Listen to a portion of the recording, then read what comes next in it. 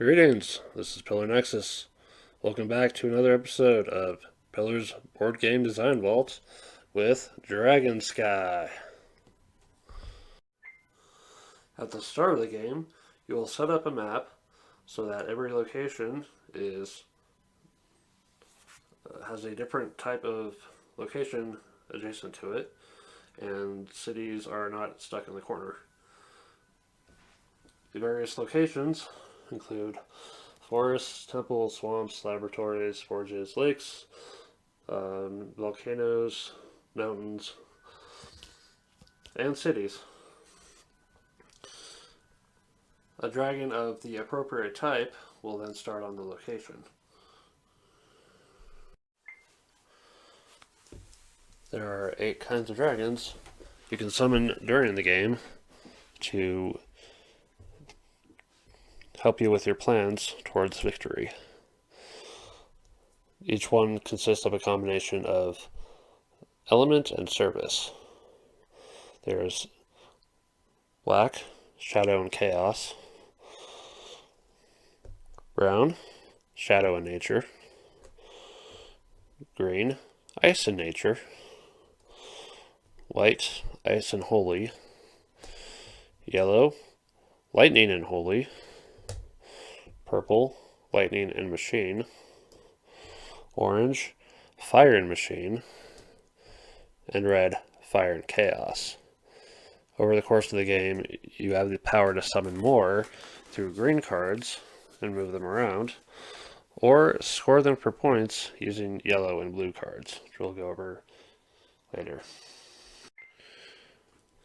You'll start the game with 2 Cardinal cards, 4 Dragon cards, 2 Pillar cards, and 2 Nexus cards. You'll have to discard down to 6 of these and 1 of these. Your Cardinal cards decide what goal you're trying to achieve during the game, and if you succeed, then your scorecards will be worth more. Your scorecards are Pillar cards, which let you commit dragons to civil service, or your Nexus cards, which let your dragons fight each other. With Pillar cards, you will count all the dragons at a given location of a type and all cities. For example, this one targets a volcano, so you'll count all the dragons there of the chaos type, machine type, and then the other 2 types across every volcano and every city that has those dragons. And of the largest group, you'll score half of them rounded down at that location. You can only take from that location. They will be permanently added to this card, and you will add Pillar Strife to that location. That location can no longer be used for Pillar or Nexus cards. Alternatively, you can use battle cards, such as these, to start a battle at a location. So, let's say we start a battle here. You will check dragons for their elements at that location and all surrounding locations.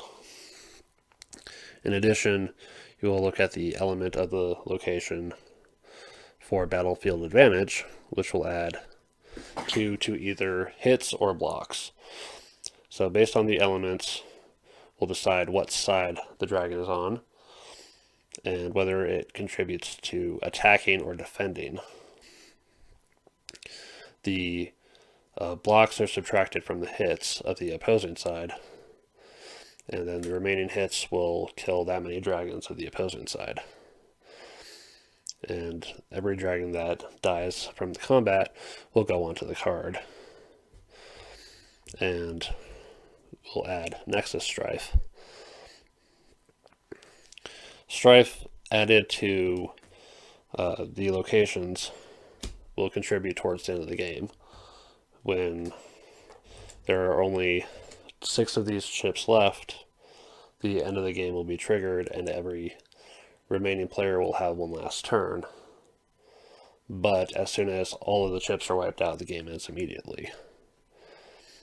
So during your turn, in addition to playing, in order to play these cards, you play your first card for free. In order to play more cards, you have to discard an increasing number of cards. So your first card's free, your second card, you discard one, and then play it. To play a third one, you'll discard two, and play your third card. To play a fourth card, you discard three. You'd have to have 10 cards in hand to do that, and that takes time. Because at the end of your turn, you either draw back up to 6, or you draw 2, as long as you don't already have more than you don't already have 10. So you could just spend a couple turns building up your hand and hoping to get off your plan in one big shot. Or you can just take your time taking one, maybe two actions, each turn, and get to your goal that way.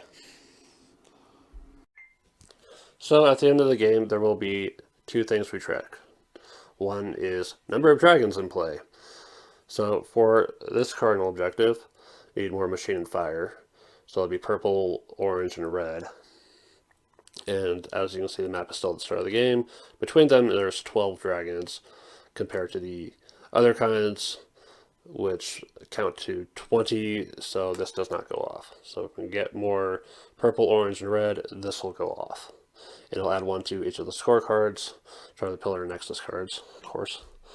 And secondly, we check influence. This is nexus, this is pillar. The locations will count as the chip that they have. Locations without a chip, like a city, will count based on what's around it.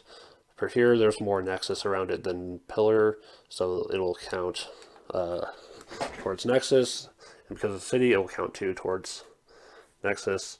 And then whichever influence is greater across the entire map, those cards will be worth more. So if nexus succeeds, then all the battle cards are going to be worth more points by 1. And then you just count your points. Most wins. If there's a tie, then if you succeed in your cardinal goal, then every scorecard is worth 1 towards breaking that tie. And if there's still a tie, then we look at how much your cards of the higher influence of strife are worth, and whoever has more breaks that tie. So this is a game I've kind of had in mind for quite a while. I worked on it back in, I want to say 2018, 2019, and I think it's got potential. I would bring this to the game store at least one more time to try and test it out. If you're wondering about the symbol, so it's from an idea from long ago that, this is like a dragon, head, wing, leg, body, tail, and that the circle around it is like the sky. The sky is a symbol for the cardinals, which serve under the dragon gods, pillar and nexus. And there's, all that story I want to dramatically read someday. But yeah, I think this game has potential, and if you think it has potential too, let me know. Thank you for watching. This has been Pillar Nexus. See you next game.